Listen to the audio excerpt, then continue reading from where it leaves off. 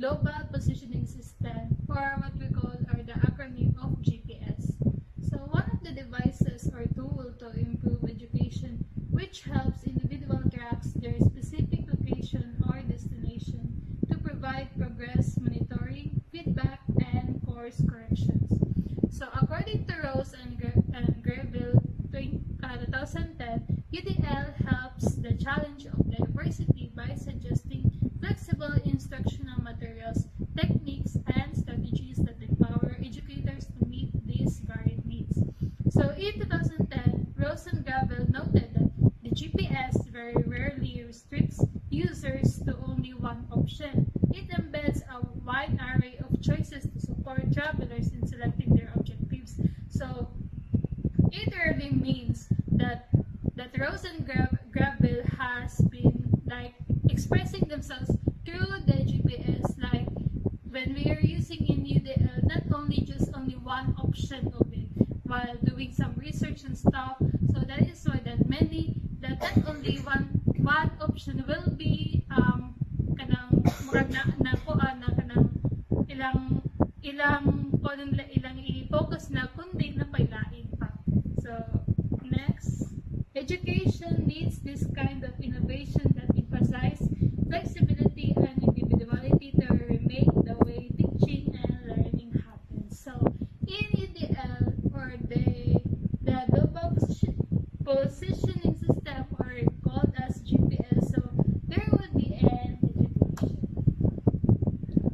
So next, individualized routes to the destination. So Sir Ken Robinson, or the British educator, says that education doesn't need to be reformed, it needs to be transformed. So it really means that education doesn't need to be reformed. So the education will not be changed, or kanang dili mo siya mausab, pero kundi ikaw ra mismo nga as a student nga pwede nga makapausab, like kanang for example nga kanang being you as a kanang scientist, so makakuan jud ka maka-change ka within the use of education. So two key concepts that incorporates what learning and education science have revealed about the nature of learning. So there are two, which is the learner variability is systematic and to a large degree predictable. So in learner variability means that all individuals are unique in how they learn. Each student brings a different learner profile to the classroom or workplace environment. So muna nga in all individuals, mga students mismo nga naa sila unique within nga unsa nila pag-learn nila. So which is nga sa lain nga student, not all nga kanang parehas sila o kuan ilahang kanang capability nila. So which is nga lain. So there is a uniqueness in every student.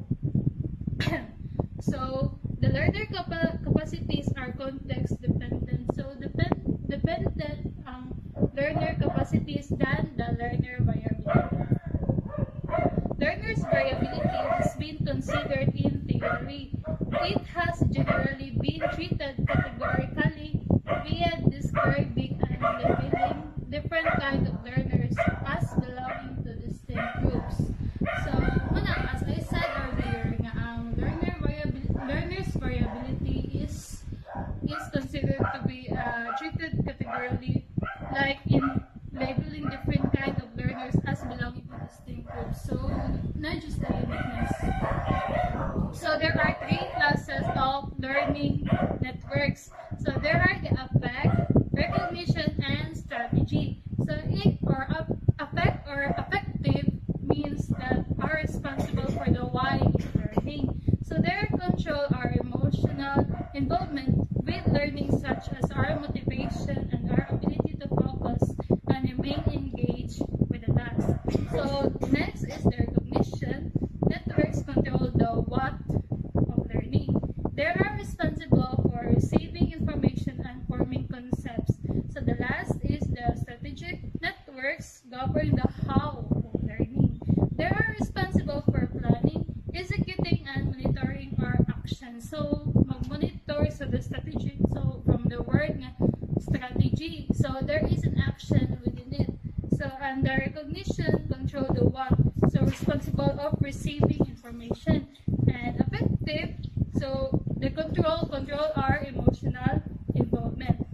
So the three core principles of UDL, the multiple means of engagement, representation, and expression, are designed to support learner variability and the learning network. So the multiple means of engagement are in the next reporting that our members will be reported by.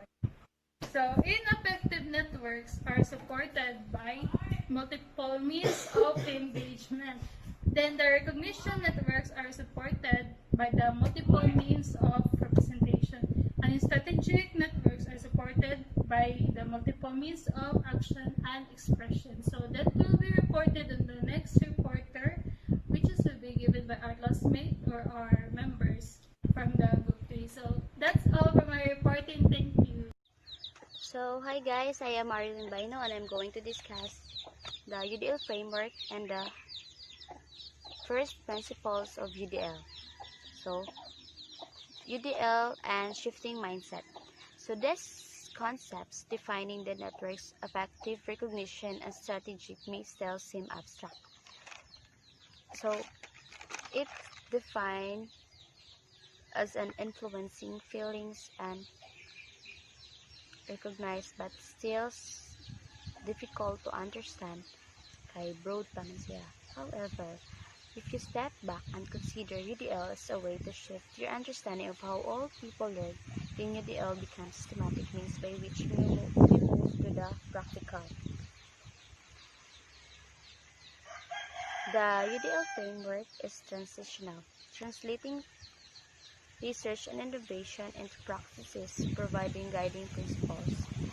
So, mag-transfer pa siya and can introduce something new, gikan sa mga principles that we derive guidelines for creating and choosing tools, methods, and practices whose specific context depend upon context, developmental levels, varied schools and communities, and the proclivities of teachers who are doing the teaching among their other variables.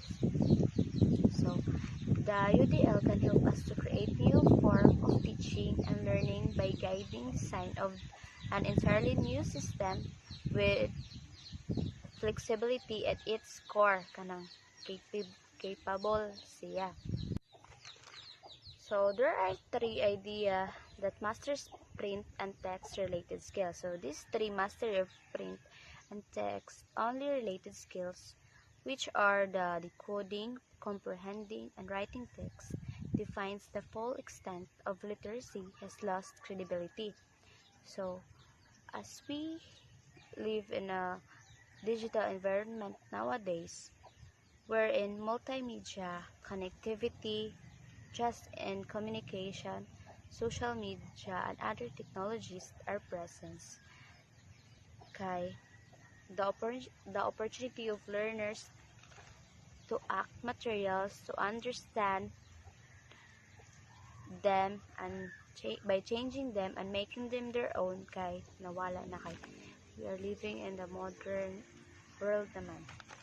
So, the UDL framework stems from a broad base of research in how the brain learns.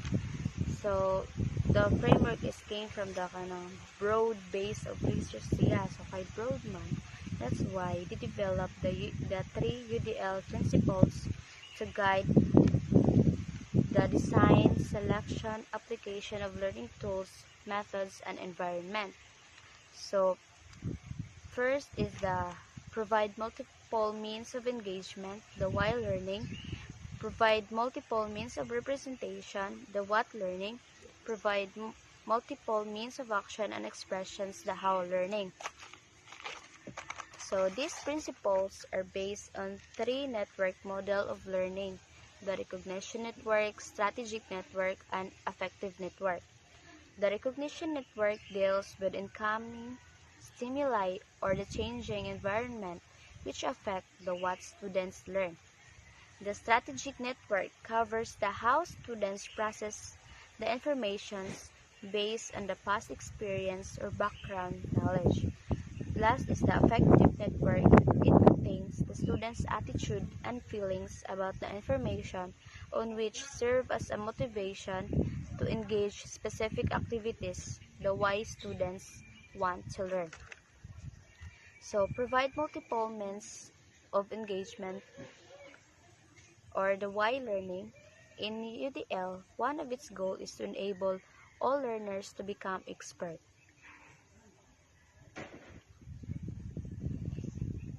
In the all-important affective domain, expertise involves developing interest, purpose, motivation, and most importantly, self-regulation as a learner. In order for the students to become an expert, they must develop their interest, purpose, and self-regulation in doing something and must be motivated as well. Okay, if you have interest, purpose, motivation, and if you have self-confidence, it is easy for you to learn and become an expert in something. Students understanding their strengths and challenges. It is important to design learning contexts that offer flexibility in the domain of engagement so that each student. So provide multiple means of engagement or the why learning. In UDL, one of its goals is to enable all learners to become expert.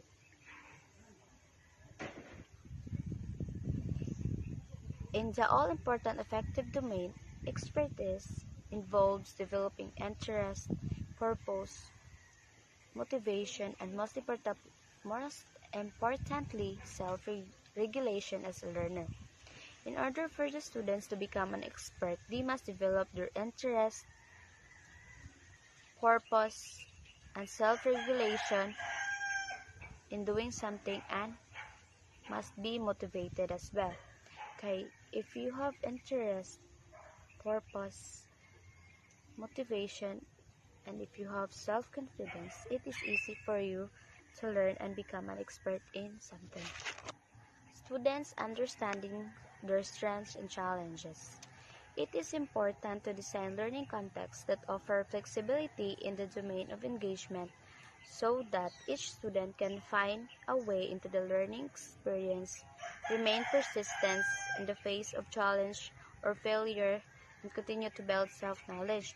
So, it is very important for the students to know how to deal with their strengths and challenges and to understand it so that they could find a way into the learning experience and they would be able to face the challenges, failure, and most especially, they will continue to build self-knowledge and self-confidence about engaging with new ideas and disciplines. Affective responses operate on a broad continuum.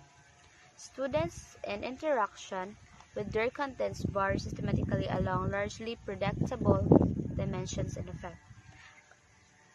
They vary on what they find engaging. For example, the amount of choice they find optimal, what they perceive as relevant, interesting, and valuable. They vary in the reasons they persist and their ability to persist, including their ability to formulate goals, their comfort with collaborative environments, and the type of feedback they find most helpful. But it also depends on the student's learning context. So, engagement and a focus on assessment. Teachers take advantage of built-in range of options in order to calibrate learning for each student. In all important affective domain, expertise involves developing interest, purpose, motivation, and most importantly, strong self-regulation as a learner. So, apil gihapon diri ang katong mga effective domain and expertise. So, it demands corresponding flexibility in the learning context if each student find an appropriately challenging and supportive experience. The flexibility in the given lesson doesn't need to cover all type of variability. Instead, it should be specific to the particular goal of a lesson. Engaging with algebra, I solve it. Engaging students with algebraic reasoning, I solve it, is aimed at helping students overcome the typical barriers to algebra, developing algebraic reasoning. So, the goal of it is to help students to overcome the typical barriers to algebra, developing algebraic reasoning. Most programs focus on describing and calculating, not on the underlying thinking that is essential to truly understanding and applying algebra. It helps us to analyze and how to deal a problem using our critical thinking. Algebra is a real sense. It is a different way of thinking that moves away in the right answer. Math squared. Math-looking puzzles use basic math operations of addition, subtraction, multiplication, and division and requires logic and problem-solving skills. So in math squared, puzzles support logic and problem-solving skills. So it can be solved using different strategies supporting the flexibility and logical thinking that is an essential component of algebraic reasoning. Options for recruiting interest. This can intrigue students, engender support for exploration and inquiry, and help students move away from arithmetic thinking. So it can help the students to develop their thinking. Next is options for developing the ability to self-regulate. So at any moment during session, the player can change levels up or down based on what he or she is experiencing. So the open choice of level puts self-regulation front and in center. So it must dapat ang self-regulation kay dapat na-adjud permi sa imong kagalingan. The UDL principles, multiple means of engagement, suggest offering flexible means and multiple pathways to reach the learning goal so that learners directly experience their own strengths, creativity, and intelligence as they learn. They help learners become expert by building on their interests and their strengths, by helping them sustain their effort and persistence, and by helping them learn to set their own goals and monitor their progress. Hi everyone, I am Judy Anbidinoy and I am assigned to tackle about the multiple means of representations, which is the what learning in the universal design in learning, which is the second principle of UDL. So when we say multiple means of representations, it refers to the presenting or covering information in which more than one format where learners differ in different ways that they perceive and comprehend the information. So this includes the presenting of information and content in different ways. So I have here some different ways in order for a student to comprehend and perceive information effectively towards an effective classroom. So first is to provide options for comprehension. Under of this is the activate or supply background knowledge. So when say activating background knowledge is what you already know about the topic. So the use of brainstorming charts is given to help students activate the prior knowledge, engage and make connections. So given the brainstorming charts so that they can share their own knowledge, so they put it in the brainstorming charts, then they find connections in it. So the highlights, though it is very important, the highlights the important words or phrases. So as a student, expected the students will as a future educator, expected that the students will identify and highlight those main words sa unsay kidiscuss sa isa ka teacher. So next is keywords for a better understanding. So they will highlight those main words, diba? So next is use sticky notes or any colored paper so that students can put answer directly and paste the sticky note easily on the chart. So given the colored paper or what they call the sticky notes for them to write their opinions or ilang realizations or ilang nasabtan about the discussion.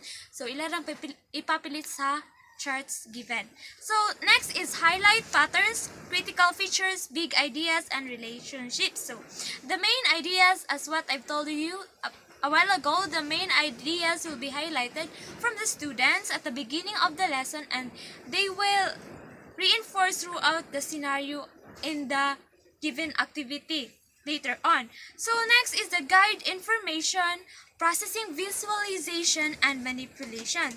So as students are participating in the activity, the teacher also will monitor the students if what activities, kung sa mga activities na ilang kipang buhat, then if na mga questions or mga pangutana ang mga students, so the teacher also will assess and help the students improve or help to cope up the activities or the discussion.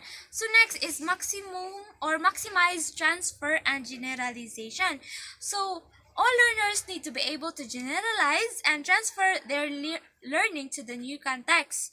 So support for memory generalization and transfer includes techniques and design for them to design and heighten the memorability of the information, as well as those that prompt and guide learners and strategies. So under of this is providing checklists, organizers, sticky notes, as what I've told you a while ago, and the electronic reminder.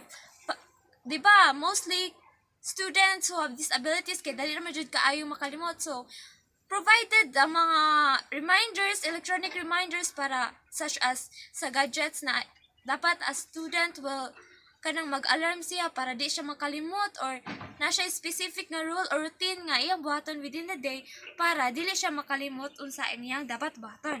So assist the use of mnemonic strategies. When we say mnemonic strategies, it is a strategy in which a student will identify or remember directly kung unsa tong mga angay niyang buhaton, such as those visual imagery, paraphrasing strategies, method, and etc. Aside from mnemonic, there are the visual imagery, paraphrasing strategies also. And this includes the provide templates, graphic organizer. So if ang isa ka student makalimot, then there is what we call the mnemonic strategy. It is a strategy in which a student will remember directly if usa to mga routines or nga iyang nakalimtan. For example, ang acronyms or mga words or shortened words which is given, dapat koan as a student dapat iyang dyan ang ma-remember kung unsay iyang dapat buhaton within a day. So next is provide options for language, mathematical expression, and symbols. So in order for a student to understand and better find a new information, so there is the options for language, mathematical expressions. So understanding of new vocabulary and to those unfamiliar symbols.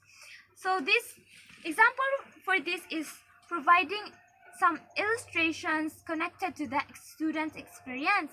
So dapat ikaw as a teacher, dapat mo provide ka og mga charts given there, and the students will put their connections towards a certain thing or topic. So next is use diagrams and visual alongside, and provide opportunities to build vocabulary together. So nana sa dire, if ang isa ka student nasa difficulty or something, difficulty on familiarizing or in vocabulary, so na ay certain thing that he or she needs to be done. So the use of online math dictionaries, at na siya mga questions, whether na yung ma-search within dito, then masagot ra siya ang mga pangutanan niya. For example, sa mathematical expressions, di ba, naman dyan mga symbol, then na ay relationship or unsay meaning anang symbol. So if imong hatagan ang students og mga symbols, like ilang i-identify kung unsa na siya, unsay name ana, unsay kuan ana siya niya sa words. For example, plus sign, di ba, symbol man na. So what is the relationship ay unsa na siya, unsay tawag ana i-convert na to words. So di ba, addition, like minus sign also, subtraction, and so on and so forth. So next is clarify vocabulary and symbols. So there is an attachment support of vocabulary and symbol within the text.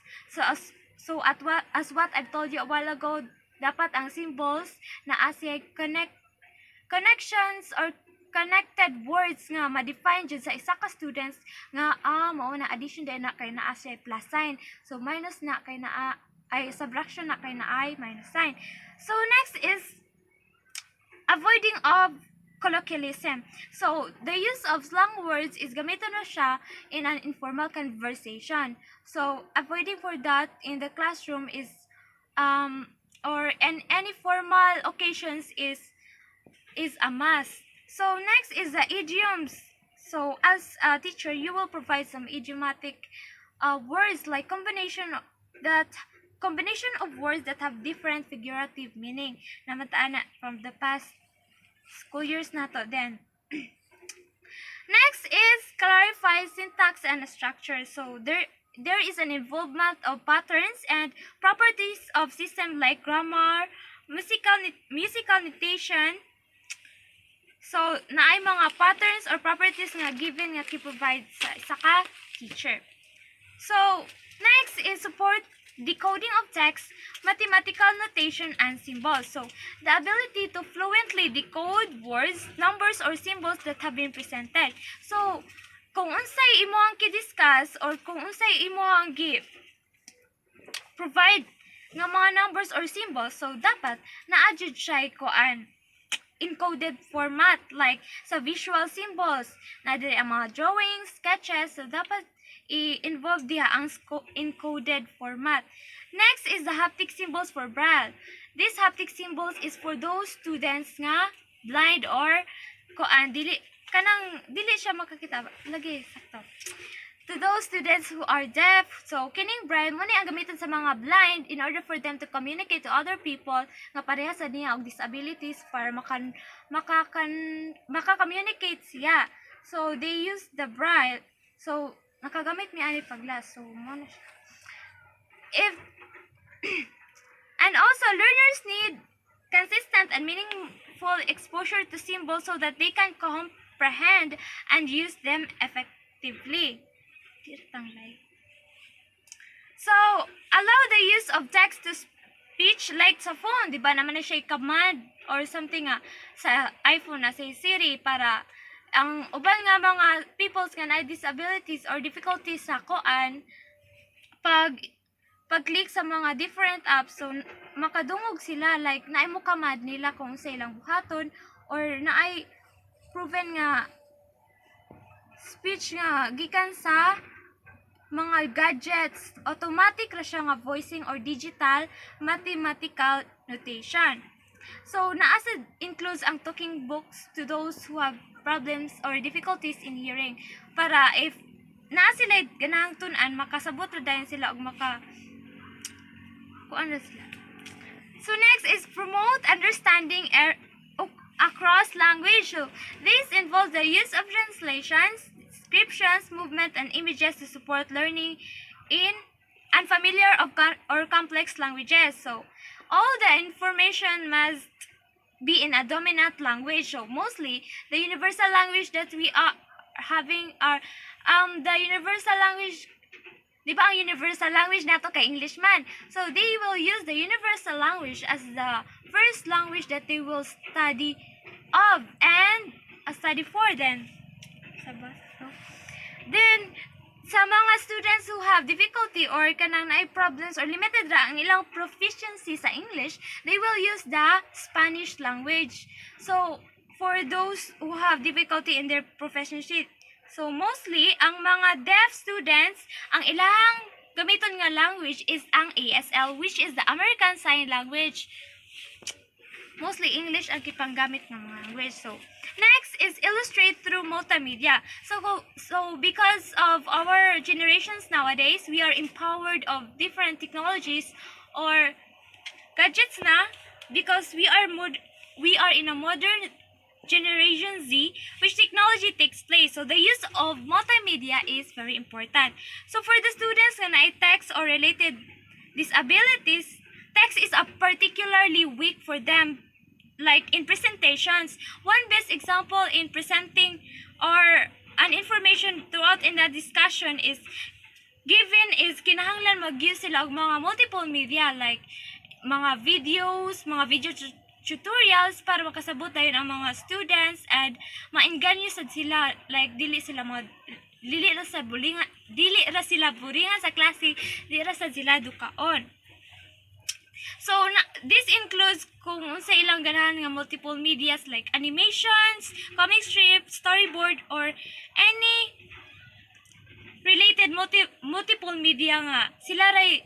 It's their choice for them to choose which multiple media that they want to take over.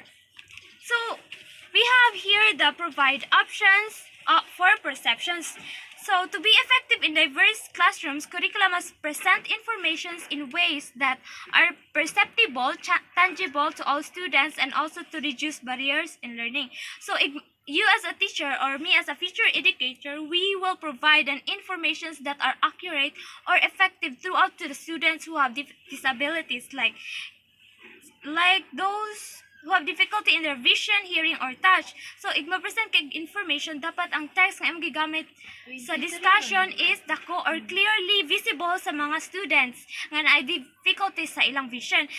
Then, next is the amplitude of speech or sound. Dapat ang volume is amplified or kusog ang volume para masabtan sa mga students who have difficulties.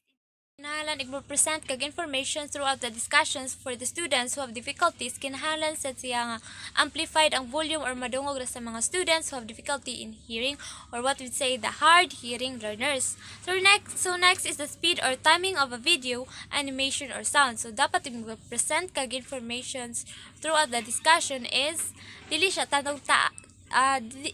tantong paspas, moderate ra siya. Next is offer alternatives for auditory information. So there are for those students who need more time in processing informations, like hard hearing learners or students who have memory difficulties, there are certain options for them to be guided and learn. So one example for this is the captions and automated text to speech. So if mag-discuss ka or mag-present ka informations, dapat na siya captions along the way sa imong discussions para makasabot ang mga students sa imong gi-discuss. Then dapat English siya because mostly ang students who have difficulties in hearing or difficulties in visions kay ang ilarang mas masabtan is ang English generated ra jud. Then next is offer alternatives for visual information. So this is the use of graphics, animations, or video are often the optimal way to present information, especially when the information is about relationships between objects, actions, numbers, or events. So dapat mag-present ka og information to those students who have difficulties is both text and speech is na-adjust siya para ang mga students nga naay difficulties in vision or those who have hard hearing difficulties is masabtan na jud siya. Like na mga softwares or gadgets nga used by the students, like sa cellphone ay may mga command dito or kanang mo-guide sa isa ka students unsay mga paagi para makabaw siya sa iyahang gipang click dito, then maka-provide og informations ang isa ka kung asa dapat siya mo go through beyond. And naasay mga braille devices for those students who are blind in order for them to communicate to the people that they are talking to. So those who are blind students, in order for them to communicate, they use the braille. So, kanang braille mo na siya ang assistive technology nga gigamit nila para dito nila i-address ang ilang informations nga isultis. Like, dito sila magsuwat, dito serve as their tool in order for them to communicate to other people and to address their informations that they want to convey to another people. So that would be all. That will be my report for now. Multiple means of action and expression. So what does action expression refers to? So it refers to how the learners to learn or how we learn. There are three guidelines for that providing for. First is the physical action. Physical action is a vary the method of response and identification. So vary it means is form. So physical action is a form of method response and navigation. So navigation is a process on how we use our action and expression. Then physical action also optimize access to tools and assistive technologies. It is a most effective use of tools. So assistive technologies. So it means the device and services that help individuals with special needs like seeing, listening, communicating. So this three example is mauni ilahang way how they express of learning, expression and communication. So it is used multiple media for communication. So multiple media means is a band term for combining multiple media formats like the text, still images, kanang still images kanang magliklihok good ang iyang background. Then third is audio. Then the fourth is animation. Di ba animation kay magkuan man sad na siya, mag-combine man na sad na sila og kuan mga format mag-use man na sila og mga like multiple media formats. Then lastly is the video. If we combine it together, that's what we call multimedia. Diba? If kung like mo text ra atong gamiton or still images ana di man nato na siya matawag no kay usaraman. So if kung i-combine na sila ang lima kay that's what we call multimedia. Expression and communication is also use multiple tools for construction and composition. The third one of provide for is the executive functions. So executive functions guide appropriate goal setting and support planning and strategy developing. Overall, the multiple means of action and expression diha na to kita sa teacher on how they going to express their ideas or how they do the task through the learner. So hi, I'm Imrala J. Sortiga and I'm the reporter of Chapter 4. So my report is conclusion. So conclusion, putting UDL principles into action. Implementing UDL are universal design for learning. So implementing UDL in classrooms, schools, and districts may seem challenging first. So mo-implement ka og UDL sa mga classrooms, schools, and districts, na siya ang first niya is challenging pa. So according to Teacher Lily Arthur, an expert who offers a perspective on UDL that makes it relatively simple to do. She explained this in the context of describing how she would approach professional development for UDL.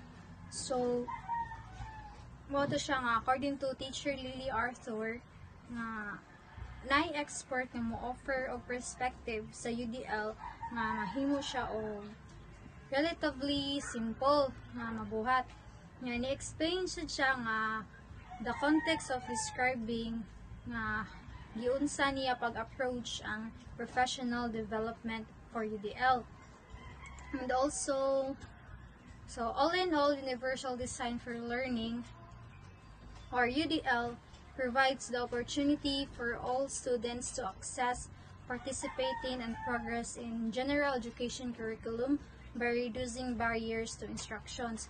So, all in all, ang UDL is na-provide siya og opportunity sa mga students nga maka-access, maka-participate nga progress sa general education curriculum by reducing sa barrier to instructions. So, as a future educator, we are often challenged to deliver and design curriculum which providing variety of knowledge towards to the students and for us to improve and make some strategies and methods to help meet the needs of the students, improve accessibility of learning opportunities in order to increase or develop the progress of a student. So the next is endnotes. Endnotes is, you can see the references of our topic, the full article of the topic, and so you want to read the article, full article of it, you can visit the CAS website and enter your account. Nga, makita ninyo dito ang atong mga references nga among gigamit diri sa reporting nga. Na dito ang mga full articles. So, maara to nya. Thank you.